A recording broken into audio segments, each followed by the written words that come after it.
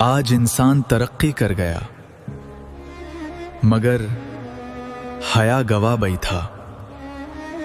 جب نماز پڑھنا شروع کر دیتا ہے قرآن پاک کی تلاوت آپ اندازہ اس کا رمضان المبارک سے لگا سکتے ہیں۔ جب بندہ روزے رکھنا شروع کر دیتا ہے، جب تراویح پڑھنا شروع کر دیتا ہے، جب اللہ کی عبادت کے اندر آگے بڑھنا شروع کرتا ہے تو ایک سکون محسوس ہونے لگ جاتا ہے، ایک روحانیت انسان محسوس کرتا ہے۔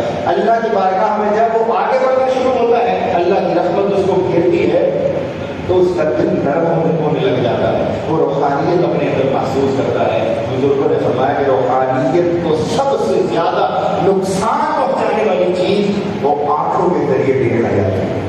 جب بندہ اپنی آنکھ کو آوارہ کر دیتا ہے، بے حیائی شروع کر دیتا ہے، آنکھ سے ناجائز چیزیں دیکھنا شروع کر دیتا ہے، فرمایا اس کی روحانیت سب سے جلدی اس سے چھین لی جاتی ہے۔ پھر سجدوں کا دل نہیں کرتا ہے، پھر دل نرم نہیں کرتا، پھر کسی مسلمان کے ساتھ بدسلوکی کرنے سے پہلے انسان سوچتا نہیں ہے۔ تو جس صرف کی تربیت ہمیں اپنی اولاد کو دینی چاہیے، کیوں؟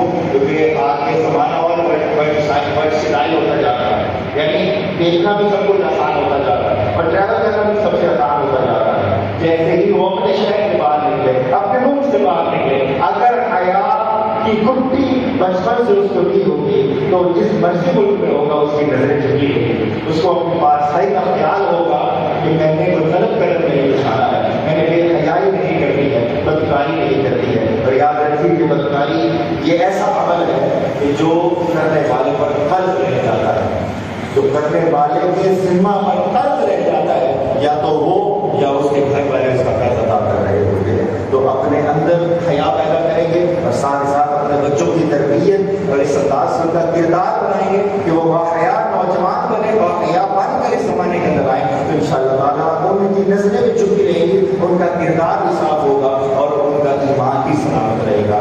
حضرت عثمان غنی رضی اللہ عنہ کے پاس میں سے جو وصف ہمیں دینا چاہیے، ایک اللہ کی راہ میں اندر خرچ کرنا اور دوسرا حیا کو اپنے اندر پیوست کر دینا، حیا کا دامن ہمیشہ ہمیشہ کے لیے تھامے رکھنا۔ آخر میں حضرت حضور علیہ السلام کے حجۃ الوداع کے خطبہ کے حوالے سے چند باتیں جو باقی رہ گئی وہ آپ کے سامنے عرض کرتا ہوں۔ حضور علیہ السلام نے خطبہ حجۃ الوداع کے موقع پر کافی چیزیں ارشاد فرمائی۔ سب سے پہلے جن میں سے اللہ کی عبادت اور تقویٰ۔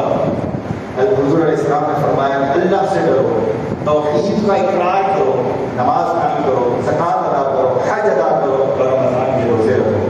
ساتھ ہی ساتھ وراثت کے بارے میں معاملات، اس کے بارے میں ارشاد فرمایا کہ اللہ نے ہر وارث کا حق ارشاد فرما دیا ہے، تو کوئی کسی دوسرے کو اس کی وراثت کے حق سے محروم کرے گا، اللہ اس کو جنت سے محروم کر دے گا۔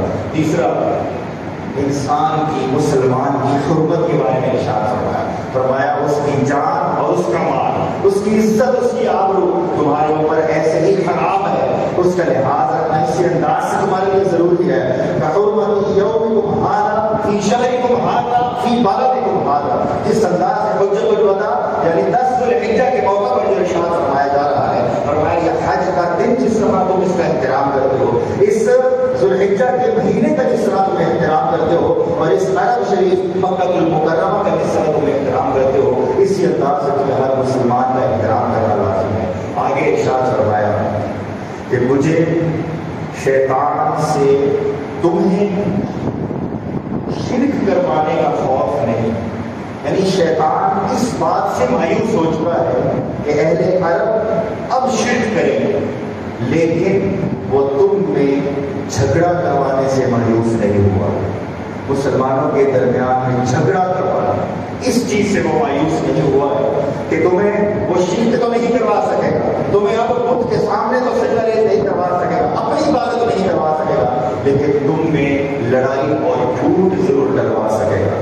فرمایا اللہ کی عبادت کرو، اور اگر تم شیطان کی اس انداز سے بھی پیروی کرتے ہو تو وہ اس بات سے بھی بہت راضی ہو جاتا ہے۔ یعنی مسلمانوں کے درمیان جھوٹ ڈلوانا، مسلمانوں کے درمیان لڑائی ڈلوانا، یہ شیطان کی پیروی کرنے کے مترادف ہے۔ اس کا مطلب یہ ہے کہ شیطان کی پیروی کی جا رہی ہے۔ تو جہاں پر بھی ہمیں موقع ملے، ہمیں مسلمانوں کو آپس میں جوڑنا ہے۔ کوئی اگر دو مسلمان بھائی آپس میں ناراض ہیں، ایک دوسرے سے بول چال بند ہے، یا کوئی بدگمان ہو رہا ہے، تو ان کی صلح ضرور کروانی چاہیے، ان دونوں سے اچھی شرک سے تو مایوس ہو چکا ہے اہل عرب سے، مسلمانوں سے، لیکن لڑائی سے مایوس نہیں ہوا ہے، وہ تمہارے درمیان لڑائی کروائے گا۔ آخر میں ارشاد فرمایا کہ مسلمان دوسرے مسلمان سے فضیلت والا صرف تقوی کی بنیاد پر ہو سکتا ہے۔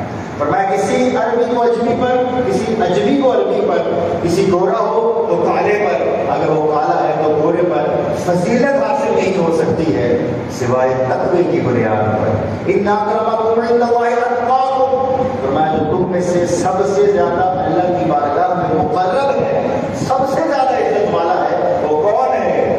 جو تم میں سے سب سے زیادہ تقوی والا ہے۔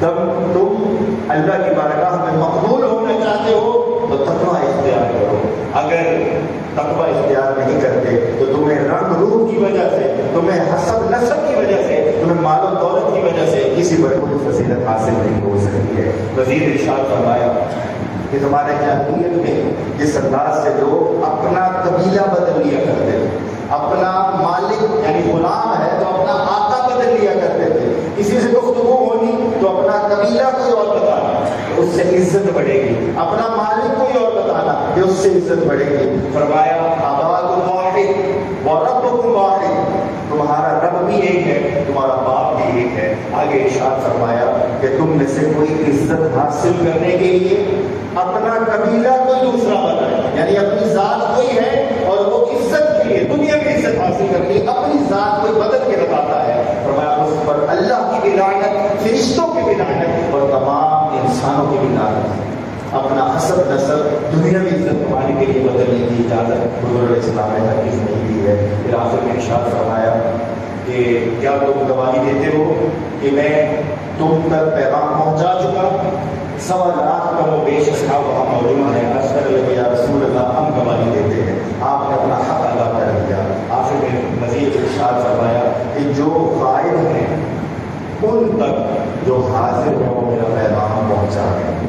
جس کو کوئی ایک بھی اچھی بات ملے، اچھی سورس سے ملے، صحیح سورس سے ملے، تو اسے چاہیے کہ دوسرے مسلمانوں تک بھی وہ بات پہنچائے۔ حضور علیہ السلام نے بھی اپنی گفتگو اپنی بات اصحاب تک پہنچائی اور انہوں نے اگلی امت تک پہنچائی۔ تو فرمایا کہ جو غائب ہے حاضر شخص ان تک بھی میری گفتگو پہنچا دے۔ دعا یہ کہ اللہ تعالیٰ ہمیں اپنے عمل اعمال اچھی کرنے کی بھی توفیق عطا فرمائے، حضرت عثمان غنی کے اوصاف میں سے اللہ تعالیٰ ہمیں غصہ عطا فرمائے۔